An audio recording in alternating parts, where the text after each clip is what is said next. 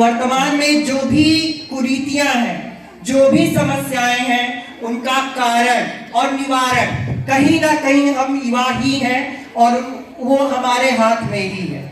इन्हीं कुरीतियों के उस पक्ष को कि जहां ज्ञान नहीं काम करता है, वहां पर जागरूकता किस तरीके से समाज में व्याप्त होकर के युवाओं का सही मार्गदर्शन कर सकती है और उन्हें धारा को प्रेरित करने का संदेश दे सकती है। इसी के साथ मैं अपनी टीम को आमंत्रित करता हूं कि इस विषय पर अपना मंचन प्रस्तुत करें।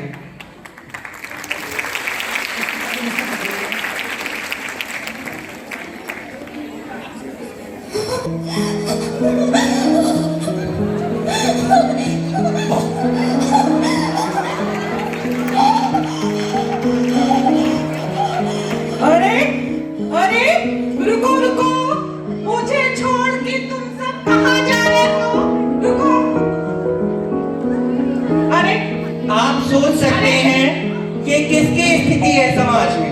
क्या हुआ तुमको? क्या स्थिति है ये? क्या हो रहा है यहाँ पर? क्या हुआ? ये हमारे युवा है, वास्तव में युवा की समाज में स्थिति है। क्या हुआ तुमको? तुम भी पी लो, सारी गम भूल जाओगी, भूल जाओगी। मैं हूँ नशा, मैं हूँ नशा। मुझे पीने वाला हर कोई सारी गम भूल जाता है। मैं नशा हूँ, नशा। गांधी जी कह गए थे कि नशा करने वाला उसका विनाश होता है, लेकिन मैं कहती हूँ कि नशा सर पर राज करने वाला है। मैं नशा हूँ, नशा। अरे जब तुम अपने पैरों पे खुद नहीं खड़ी हो पा रही हो तो दूसरों को कैसे सोचती हो कि इस तरह से तुम उसका नाश कर दोगी? आज देश हमारा युवाओं का देश है और इस युवाओं को तुम अपने नशे में बिल्कुल लिप्त कर लेना चाहती हो। तुम्हारा यह प्रयास सर्वथा निंदनीय है। हमारा ये देश महापुरुषों का देश है और यहाँ पर जो युवा हैं वो विवेकानंद जैसे महापुरुष के अपने अगुआ मानते हैं, अग्रणी मानते हैं। अरे बड़ा आया ज्ञान का उपदेश देने वाला, मैं तो कुछ नहीं जानती। मैं बस नशा हूँ, नशा। इस नशे के आगे सारा ज्ञान फीका पड़ जाता है। तुम्हारा नशा इतना तेज नहीं कि तुम सभी को अपना गुलाम बना सको। जागरूकता इन्हें समझाओ। तुम कानून के ही डंडे से सुधरोगे? तुम्हें पता नहीं है इंडियन पेनल कोड के तहत एनडीपीसी की 1986 के तहत तुम्हें जेल हो सकती है और तुम ये जो शराब की बोतल हो और बता रही हो कि तुम्हारे नाक में से दाग है, ये कोकीन और चरस। तुम जानती नहीं हो तुम्हें 10 से 20 वर्ष की सजा और 10 से 20 लाख रुपए का जुर्माना भी हो सकता है। तुम्हें पता नहीं है कि नशा करने वालों के साथ क्या होता है? उनका घर, परिवार और सामाजिक परिस्थिति सब कुछ मिट्टी में मिल जाता है। जैसा कि आप सबने देखा, वर्तमान में हम युवाओं के बीच में सबसे बड़ी जो चीज व्याप्त है वो है लत। लेकिन लत भी अच्छी होती है अगर वो कुछ कर गुजरने की हो, अगर वो कुछ हासिल करने की हो। इसका जीता जागता उदाहरण हमारे बीच में हमारी युवा मुख्य विकास अधिकारी महोदया है, जो एक महिला होकर के पूरे जिले में विकास की लहर को लहरा रही है। आगे आइए देखते हैं हमारे युवाओं की दूसरी समस्या क्या है। मैं हूँ भेदभाव, भेदभाव, मैं हूँ भेदभाव। मैं ही तो सर्वव्यापी हूँ। इंसान इंसान में भेद करवाती हूँ, हिंदू मुसलमान में लड़ाई करवा देती हूँ, कभी जाति धर्म के नाम पर मार काट बचवा देती हूँ। इतना ही नहीं, मैं घरों में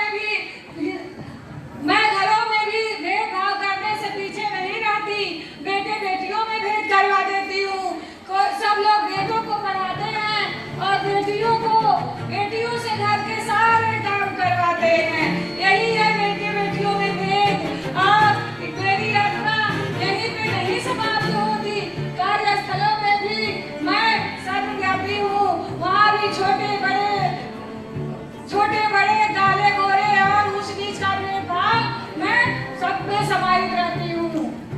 अरे ये तुम्हारा क्या प्रपंच है? अरे मैं हूँ ज्ञान, मेरी नजर में बेटी बेटा एक समान। तुम इनमें भेद क्यों करती हो? बेटा हो या बेटी हो, सेहत सबकी अच्छी हो, सबको समान खाना, भोजन और सेहत सब कुछ अच्छा होना चाहिए। ऐसे में तुम उनमें भेदभाव करती हो, यह तुम्हारा प्रयास सर्वथा उचित नहीं। चलो तुम हटो, मेरा भेद कभी खत्म नहीं होने वाला है। जहाँ देखिए वही भेदभाव सब जाती है। और देखिए हमारे कर्मचारियों और नेताओं में कितना अंतर है। किसी को वेतनभोगी को पेंशन नहीं दिया जाता है और हमारे नेताओं को चाहे 2 साल की नौकरी नेता की हो चाहे 4 साल की हो, सबको कितना अच्छा वेतन, उच्च कोटि की सुविधा और अरे भेदभाव, तुम किस जमाने में जी रही हो? तुम्हें पता नहीं है कि भेदभाव को समाप्त करने के लिए ही इक्विटी बिल लाया गया है 1955 में। और तुम अभी तक भेदभाव के लिए लगी पड़ी हो। अगर भेदभाव होता तो हमारे समाज में जो स्त्री और पुरुष है, लड़के या लड़की है, दोनों में आज समानता कहाँ आ पाती? देखो, इसी जागरूकता के तहत आज जो कार्यक्रम हो रहा है, एक महिला ही तो है हमारी सीडीओ मैडम और दूसरे हमारे डीएम सब। इन दोनों में क्या अंतर है? दोनों ही तो आईएएस हैं।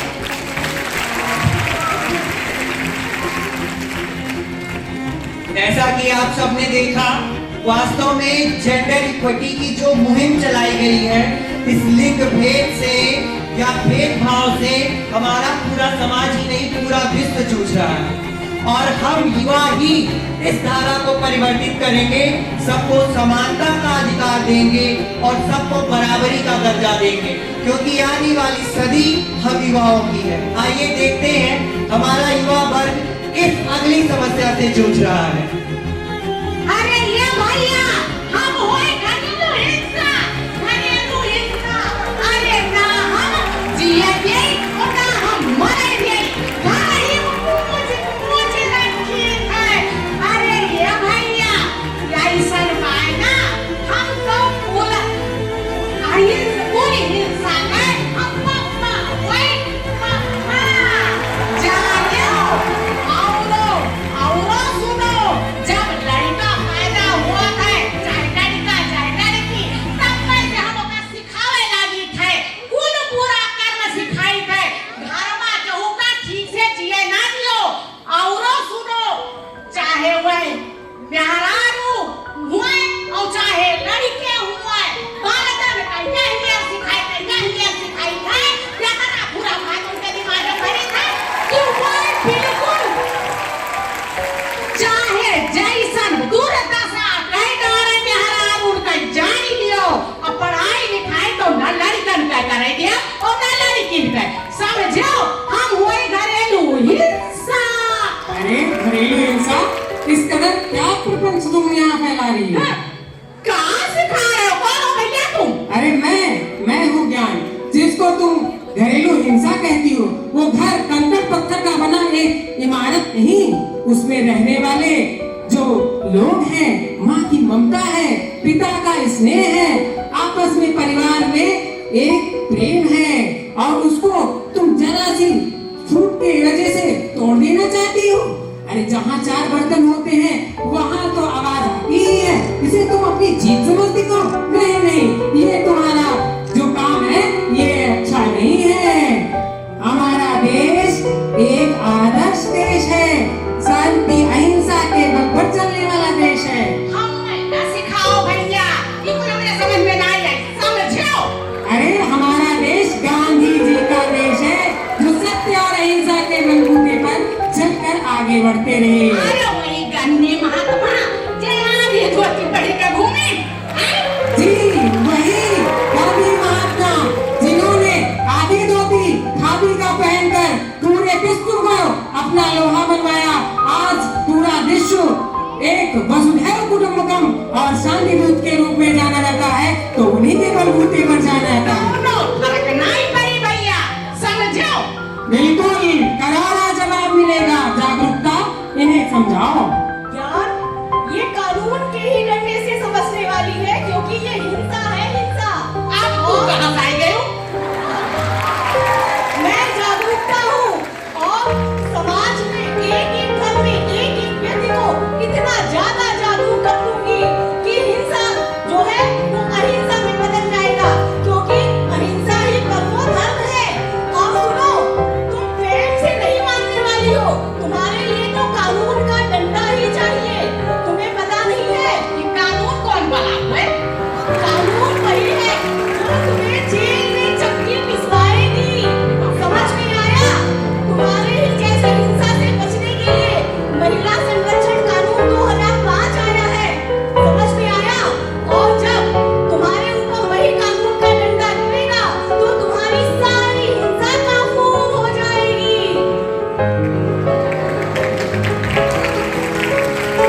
देखा ना आप सबने किस तरीके से ज्ञान कमजोर पड़ सकता है, लेकिन अगर हम जागरूक हैं तो हम हर कुरीति से लड़कर मुकाबला कर सकते हैं।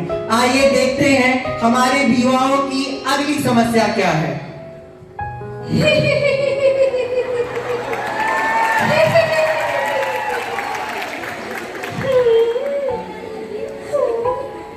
क्या हुआ?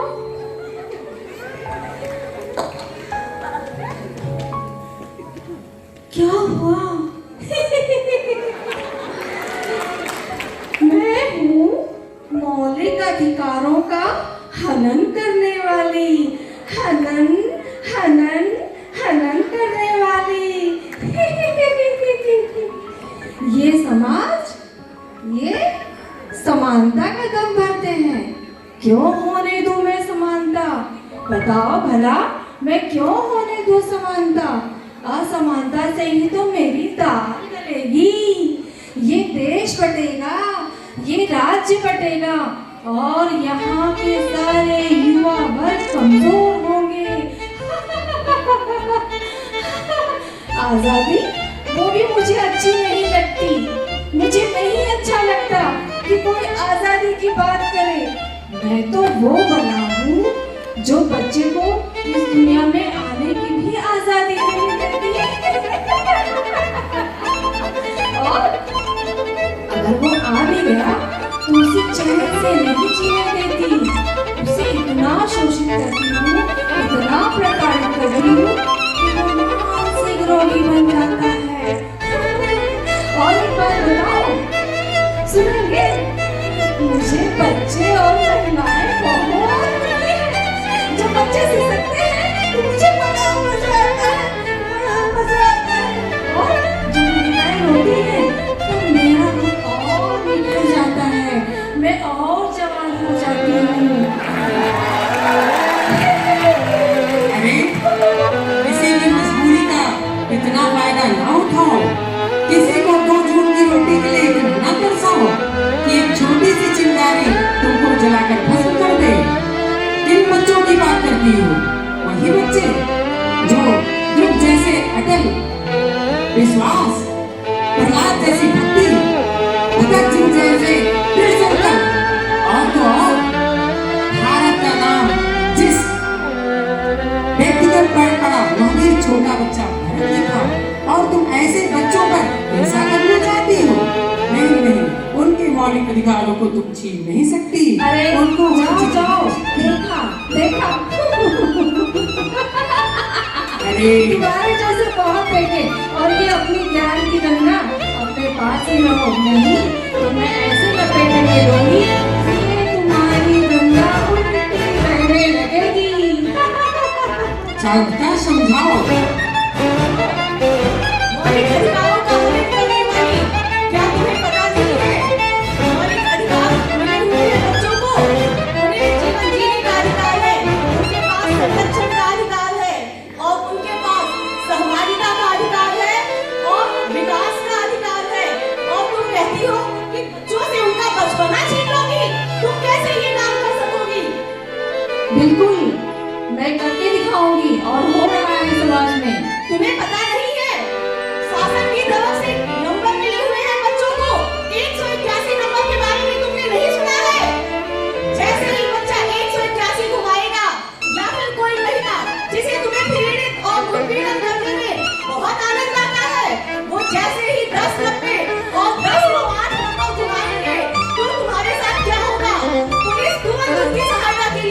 होगी, तुम्हें उसके बारे में नहीं पता है? तो तुम जानो, और ऐसे बच्चों को जो 18 वर्ष से कम उम्र के लड़के हैं, उनके लिए किशोर न्याय बना हुआ है। और बालक बालिकाओं के लिए जो अभी बालिक नहीं हुए हैं, ऐसी बच्चियों के लिए पॉक्सो बना हुआ है। और वो तुम पे लगेगा, पता नहीं है फिर तुम्हारे साथ क्या होगा, तुम कहाँ जाओगी भेदभाव।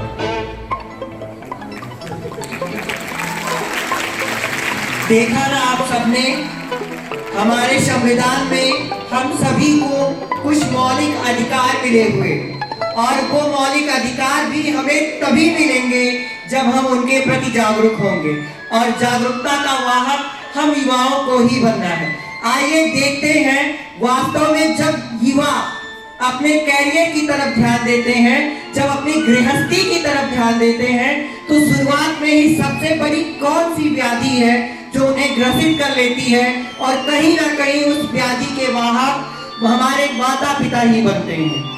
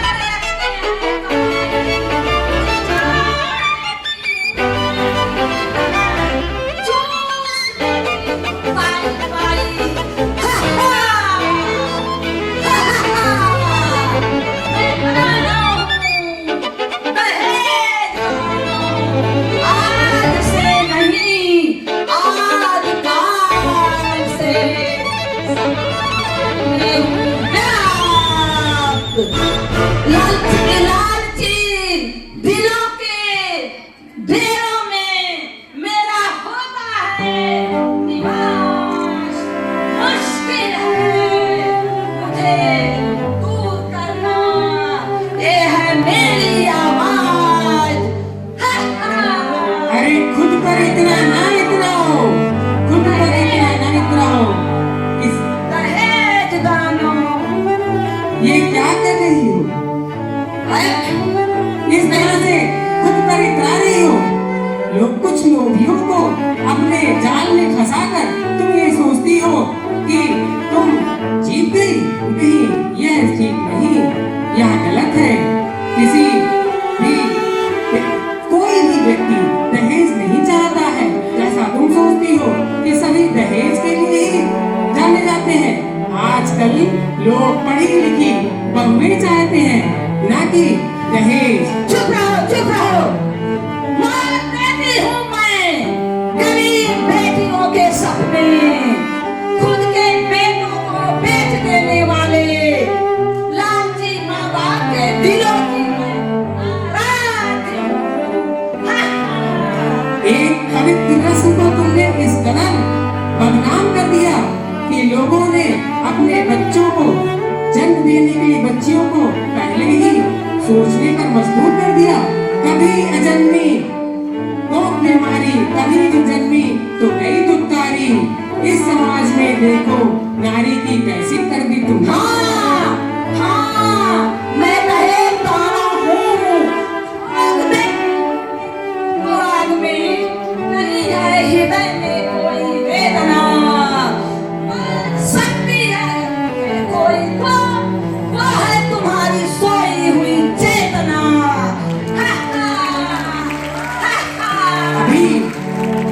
अभी ये सोचो कि ये समाज बदल गया है। हमारे देश में बेटी बचाओ बेटी पढ़ाओ अभियान आ गया है। अब बहुत बदलाव आ गया है। तुम्हारा अब यहाँ खेल ज्यादा दिन तक नहीं चल सके। चुप रहो, मुझे कुछ नहीं सुनना। मुझे विकास करना है, अपना विकास। मुझे आगे बढ़ना है, मुझे बढ़ावा देना है। भ्रष्टाचार को, मारपीट को, लूटपाट को, हाँ नहीं तो क्या, सारे समाज को मैं अपने जाल में फंसा लेना चाहती हूँ। चुप रहो लालच की भूखी। तुम्हें पता नहीं है दहेज का लीन नहीं करना दोनों ही कानूनन जुर्म है।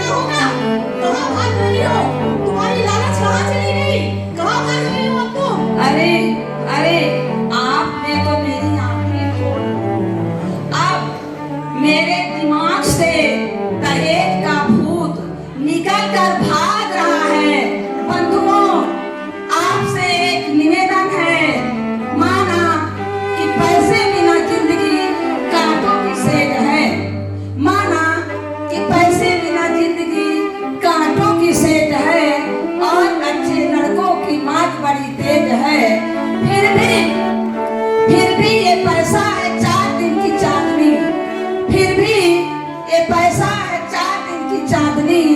बेटे को न बेचिए, दुल्हन ही दहेज है, दुल्हन ही दहेज है। देखा ना आप सबने किस तरह से ज्ञान के पक्ष को ध्यान में रखते हुए जागरूकता को धारण कर हम समाज में परिवर्तन का वाहक बन सकते हैं।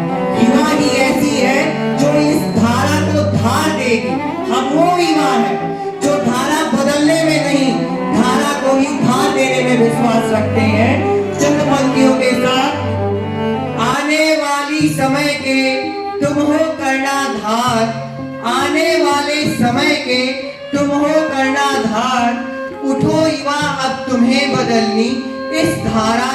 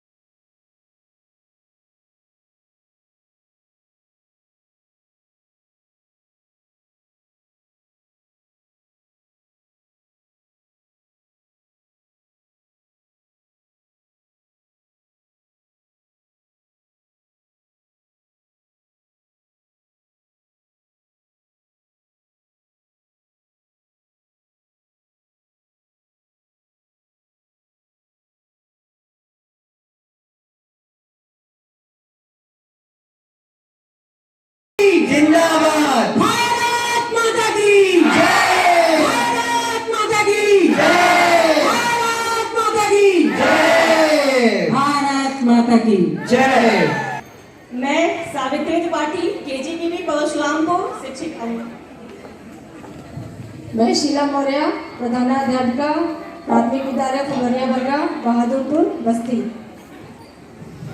मैं श्रुति त्रिपाठी सहायक अध्यापक पूर्व माध्यमिक विद्यालय बटेला साहूघाट ब्लॉक बस्ती। मैं माधुरी त्रिपाठी वार्डन केजीबीवी साहूघाट बस्ती। मैं वंदना मिश्रा प्रधान अध्यापक प्राथमिक विद्यालय भैसरिया बस्ती सदर बस्ती। मैं पुष्पलता पांडे प्रधानाध्यापक संविलियन विद्यालय रामपुर देवरिया बस्ती सदर जनपद बस्ती। मैं नीलम पांडे वार्डन केजीबीवी बहादुरपुर बस्ती। मैं रामलखन सहायक अध्यापक उच्च प्राथमिक विद्यालय जटौलिया परशुरामपुर बस्ती। मैं आलोक शुक्ल कला एवं शिल्प शिक्षक उच्च प्राथमिक विद्यालय कौलसिया विकास खंड गौड़ जनपद बस्ती। बेसिक शिक्षा विभाग की ओर से पुनः आप सभी का बारंबार अभिनंदन।